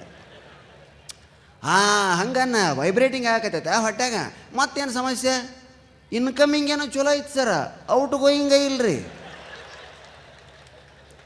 ಬರೀ missed call ಬರಕತ್ತೇವ.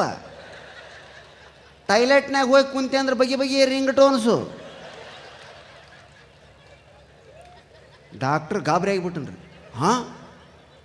Vibrating ಆಗಕತ್ತೈತೆ, incoming ಬೇಯಿಸೈತೆ, out going ಇಲ್ಲ. ಬರೀ ಮಿಸ್ಡ್ ಕಾಲ್ ಬರಕತ್ತೇವ, ರಿಂಗ್ ಟೋನ್ಸ್ ಭಾಳ ಬರಕತ್ತೇವ. ತಮ್ಮ ಇದಕ್ಕೆ ಔಷಧ ಏನು ಗೊತ್ತಾನ? ಏನು ರೀ? 2 SMS ತೊಗೊಂಡು ನಡಿ ಅಂದವ. ಬಾಜಾರ್ದಾಗ ಅಡ್ಡಾಡೋ ಮುಂದೆ ಬೋರ್ಡ್ ನೀವು ನಿಮ್ಮ ಬೆಂಗಳೂರಾಗ ಅಲ್ರಪ್ಪ, ನಮ್ಮೂರಾಗಾದ್ರೆ ಬೋರ್ಡ್ ನೋಡ್ಕೊಂಡು ಅಡ್ಡಾಡ್ತೀವಿ ಆರಾಮ್ ನಾವು. ಇಲ್ಲಿ ನೀವು ಬೋರ್ಡ್ ನೋಡ್ಕೊಂತ ಅಡ್ಡಾಡಿದ್ರೆ ಯಾವುದೋ ವೆಹಿಕಲ್ ಬಂದು ಗುದ್ದಿ ನೀವೇ ಬೋರ್ಡಾಗಿ ಹೋಗ್ತೀರಿ. ಇಲ್ಲಿ ಬೋರ್ಡ್ ನೋಡ್ಕೊಂತ ಅಡ್ಡಾಡಬೇಡ್ರಿ. ನಮ್ಮ ಊರ ಕಡೆ ಬಂದಾಗ ಬೋರ್ಡ್ ನೋಡ್ರಿ, ಎಂತೆಂಥ ಅಂಗಡಿ ಎಂತೆಂಥ ಹೆಸರಿಟ್ಟಿರ್ತಾರೆ ರೀ. ನೋಡಿದೆ, Shri Basaveshwara beer brandy shop. ಎಂಥ ವಚನ ಕಾರ ಬಸವಣ್ಣ, ಅಂಥ ಹೆಸರು ಬೀರ್ ಬ್ರ್ಯಾಂಡಿ ಶಾಪಿಗೆ ಹೋಗಲಿ ಕ್ಷಮಿಸೋಣ. ಶ್ರೀ ರಾಘವೇಂದ್ರ ಮಟನ್ ಖಾನಾವಳಿ, ವೆಜಿಟೇರಿಯನ್ ಗಾರ್ಡ್ ರಾಘವೇಂದ್ರ ಸ್ವಾಮಿ, ಅಂಥ ಹೆಸರಲ್ಲಿ ಮಟನ್ ಖಾನಾವಳಿ, ಹೋಗಲಿ ಕ್ಷಮಿಸೋಣ. ಶ್ರೀ ಅಕ್ಕ ಮಹಾದೇವಿ ಬ್ಯೂಟಿ ಪಾರ್ಲರ್, ದೇಹವನ್ನು ಕೂದಲಿನಿಂದ ಮುಚ್ಚಿಕೊಂಡಂಥ ವಿರಾಗಿಣಿ ಆಕೆ, ಅಂಥ ಹೆಸರಲ್ಲಿ ಬ್ಯೂಟಿ ಪಾರ್ಲರ್, ಹೋಗಲಿ ಇದನ್ನೂ ಕ್ಷಮಿಸೋಣ. ಶ್ರೀ ಜೈ ಹನುಮಾನ್ ಲೇಡೀಸ್ ಕಾರ್ನರ್, ಎಲ್ಲಿ ಹನುಮಾನು ಎಲ್ಲಿ ಲೇಡೀಸ್ ಕಾರ್ನರು, ಇದನ್ನೂ ಕ್ಷಮಿಸ್ಬೋದು ರೀ. ಇನ್ನೊಂದು ಕ್ಷಮಿಸೋದಾಗಲಿಲ್ಲ, ಏನು? Shri Mahatma Gandhiji hair dressing salon, ಎಲ್ಲಿ ಸಂಬಂಧ, ಇದನ್ನೂ ಕ್ಷಮಿಸ್ಬೋದು ಸ್ನೇಹಿತರೆ. ಇನ್ನೊಂದು ಬೋರ್ಡ್ ನೋಡಿ ನನಗೆ ನಗು ಮತ್ತು ಕ್ಷಮೆ ಎರಡನ್ನೂ ತಡೆಯೋದಕ್ಕಾಗಲಿಲ್ಲ. ಏನು? Shri Gommateshwara cloth centre. ಈ ಹೆಸರಾದ ಕೆಟ್ಟ ಮೇಲೆ ಇನ್ನು ಎಲ್ಲ ಹೆಸರು ಮಾಫ. ಉತ್ತರ ಕರ್ನಾಟಕದವರು ಇಡೀ ಕರ್ನಾಟಕದಲ್ಲಿ ತುಂಬಾ ಹಿಂದುಳಿದವರು. ಇಲ್ಲಿ ಕೂತಿದ್ವಿ ನಾವು, ಹಿಂದೋಗಂತ ಅಲ್ಲಿ ಕಳಿಸಿದ್ರು. ಹಿಂಗೆ ನಮ್ಮ ಜಿಲ್ಲೆಗಳನ್ನ ಹಿಂದಕ್ಕೆ ಸರಿಸಿ ಕಡೆಗೆ ಒಂದು ದಿವಸ ಉತ್ತರ ಕರ್ನಾಟಕದಲ್ಲೇ ಇಲ್ಲ ಅಂತ ಹೇಳ್ಬಿಡ್ತಾರೆ. ಹೋದ ವರ್ಷ ನನ್ನ ಕಾರ್ಯಕ್ರಮನ ಉದಯ್ ಅವರು 7 ಗಂಟೆಗೆ ಮಾಡಿದ್ರು, ಜನ ಇರಲಿಲ್ಲ, ಅದೇ ತಾನೇ ಬರ್ತಾ ಇತ್ತು. ಈ ವರ್ಷ ನನ್ನ ಕಾರ್ಯಕ್ರಮ 2:15 ನಡೆದಿದೆ, ಈಗಲೂ ಜನ ಎಲ್ಲ ಎದ್ದು ಹೋಗ್ತಾ ಇದೆ. 2 ಒಂದೇ, ಆದರೂ ಇಷ್ಟೊಂದು ಜನ ಇದ್ದೀರಿ, ಬಹಳ ಸಂತೋಷ ಸ್ನೇಹಿತರೆ. ನಿಮಗೆ ನಾವು ವೇದಿಕೆ ಮೇಲೆ ಬಂದಾಗ ಅತ್ಯಂತ ಚಪ್ಪಾಳೆ ತಟ್ಟಿ ಕೇಕೆ ಹಾಕಿ ನಮ್ಮನ್ನು ಸ್ವಾಗತಿಸಿದ್ದಕ್ಕೆ ಬೆಂಗಳೂರಿನ ಮಹಾಜನತೆಗೆ ನಾವು ಉತ್ತರ ಕರ್ನಾಟಕದ 3 ಜನ ತುಂಬ ಕೃತಜ್ಞರಾಗಿದ್ದೀವಿ. ಬೆಂಗಳೂರಿನ ನೆಲದಲ್ಲಿ ಅದಾವ ಗುಣ ಇದೆಯೋ ನನಗೆ ಗೊತ್ತಿಲ್ಲ. ಇಲ್ಲಿಗೆ ಬಂದವರು ಬಹಳ ಬೇಗ ಇಲ್ಲೇ ಬೇರೂರ್ತಾರೆ. ನಾನು ಮೊದಲು ತಿಂಗಳಿಗೆ 1-2 ಸಾರಿ ಬಂದು ಹೋಗ್ತಿರೋನು, ಈಗ ತಿಂಗಳಿಗೆ 23 ದಿವಸ ಇಲ್ಲಿದ್ದು 7 ದಿವಸ ಊರಿಗೆ ಹೋಗ್ತಿದ್ದೀನಿ. ಏನು ವೈಶಿಷ್ಟ್ಯ ಬೆಂಗಳೂರದು ಅಂದ್ರೆ, ಇಲ್ಲಿಗೆ ಬಂದವರು ಅದು ಏನಾಗ್ತಾರೋ ಏನೋ ಸಿನಿಮಾ ಟಚ್ ಬರ್ತದೆ ಅವ್ರಿಗೆ. ನಾನು ಕೃಷ್ಣೇಗೌಡರು ಕೂಡ ಒಂದು ಸಿನಿಮಾದಲ್ಲಿ ಪಾರ್ಟ್ ಮಾಡಿದ್ವಿ. ತೀರ್ಮಾನ ಮಾಡಿದೆ ನಾನು ಸಿನಿಮಾದಲ್ಲಿ ಪಾರ್ಟ್ ಮಾಡಿ. ತೀರ್ಮಾನ ಏನು ಮಾಡಿದೆ ಗೊತ್ತಾ, ನಾನು ಭಾಷಣ ಬಿಟ್ಟು ಅದಕ್ಕೆ ಸೇರ್ಬೇಕು ಅಂತ ತೀರ್ಮಾನ ಮಾಡಲಿಲ್ಲ. ಇದನ್ನು ಸತ್ರು ಬಿಡಬಾರ್ದು, ಅದಕ್ಕೂ ಹೋಗಬಾರ್ದು ಅಂತ ತೀರ್ಮಾನ ಮಾಡಿದೆ. ಏನು ಸ್ವಾಮಿ ಸಿನಿಮಾದ ಅನುಭವ. ಬೆಳಗ್ಗೆ 7:15 ಮೇಕಪ್ ಹಾಕ್ತಾರೆ, ರಾತ್ರಿ 9 ಗಂಟೆಗೆ ಶಾರ್ಟ್ ತೆಗಿತಾರೆ. ಅಲ್ಲಿವರೆಗೂ ಈ ಮುಖದ ಪರಿಸ್ಥಿತಿ ಏನು? ಮೊದಲೇ ಸುಂದರವಾದ 42 ಡಿಗ್ರಿ ಬಿಸಿಲಿನಲ್ಲಿ ಬೆಂದವ್ರು ನಾವು. ಆ ಮೇಕಪ್ಗೆ ನಮ್ಮ ಮುಖ ಹೇಗಾಗಿರ್ತಿತ್ತು ಗೊತ್ತಾ? ಆನೆ ಹಿಂಭಾಗ ನೋಡಿದ್ದೀರಾ? ಏನು ಅನುಭವ ಸಿನಿಮಾದ್ದು. 16 ದಿವಸ ಕೆಲಸ ಮಾಡಿದೆ, ಅದ್ಭುತ ಅನುಭವ. ಅಲ್ಲಿಗೆ ನಮ್ಮ ಮಹಾಮನಿ ಬರ್ತಿದ್ದ, ಬಂದು ಏನಂತಿದ್ದ, ಸಾರ್ ನನಗೊಂದೇನಾದರೂ ರೋಲ್ ಕೊಡಿಸಿ. ತೋರಿಸ್ತೆ ಡೈರೆಕ್ಟರ್ಗೆ, ಸರ್ ಇದು ಏನು ರೋಲ್ ಕೊಡ್ತೀರಾ ನೀವು ಮಹಾಮನಿಗೆ? ತುಂಬಾ ತೆಳ್ಳಗಿದಾರಲ್ರಿ ಇವರು, ಸರ್ ಏನಾದರೂ ಒಂದು ರೋಲ್ ಕೊಡಿ. ಆಯ್ತು, ಮರುದಿವಸ ಬಂತು ಸಾರ್, ರೇಮಂಡ್ ಸೂಟು ಮಹಾಮನಿಗೆ. ಗಾಬರಿ ಆಗ್ಬಿಟ್ಟು ನಾನು, ನನಗೇ ಇಲ್ಲ. ಹಾಕಿದ್ರು 7:15 ಮಹಾಮನಿಯವರಿಗೆ ಸೂಟು. ಮಹಾಮನಿ ಖುಷಿಯಿಂದ ಓಡಾಡ್ತಿದ್ದಾರೆ ಸ್ಟುಡಿಯೋದಲ್ಲೆಲ್ಲ. ರಾತ್ರಿ 9 ಗಂಟೆ ಆದರೂ ಒಂದು ಶಾಟ್ ತೆಗಿಲಿಲ್ಲ. ಯಾಕೆ ಸರ್ ತೆಗಿಲಿಲ್ಲ? ನಾಳೆ ಬನ್ನಿ ನೋಡೋಣ, ನಾಳೆ ಖಂಡಿತ ತೆಗಿಯೋಣ. ಮತ್ತೆ ಮರುದಿವಸ ಬಂದ್ರು, ಮತ್ತೆ 7:15 ಮೇಕಪ್ ಹಾಕಿದ್ರು. ಅಡ್ಡಾಡ್ದ ಮಹಾಮನಿ, ತಿಂಡಿ ತಿಂದ, ಕಾಫಿ ಕುಡ್ದ, ಒಂದು ಶಾಟ್ ಇಲ್ಲ. 3ನೇ ದಿವಸ ಮತ್ತೆ ಯಥಾ ಪ್ರಕಾರ 7:15 ಮಹಾಮನಿ ಬಂದ, ಮತ್ತೆ ಸೂಟ್ ಹಾಕಿದ್ರು. ರಾತ್ರಿ 9 ಆದ್ರೂ ಶಾಟ್ ಇಲ್ಲ. ಅಳೋದಕ್ಕೆ ಆರಂಭ ಮಾಡಿದ್ರು ಮಹಾಮನಿ. ಏನ್ರಿ ಇದು ನನ್ನ ಪರಿಸ್ಥಿತಿ? ನಾನು ಹೋದೆ ಡೈರೆಕ್ಟರ್ ಹತ್ರ, ಏನ್ರಿ ಉತ್ತರ ಕರ್ನಾಟಕದವ್ರು ಅಂದ್ರೆ ಹೀಗ ನೀವು ಮಾಡೋದು? ಯಾಕೆ ಅವ್ರಿಗೆ ಸೂಟ್ ಹಾಕಿದ್ದೀರಾ? ಯಾಕೆ ಒಂದು ಶಾಟ್ ತೆಗಿತಾ ಇಲ್ಲ? ಪ್ರಾಣೇಶ್, ನಿಮ್ಮ ಮಾತು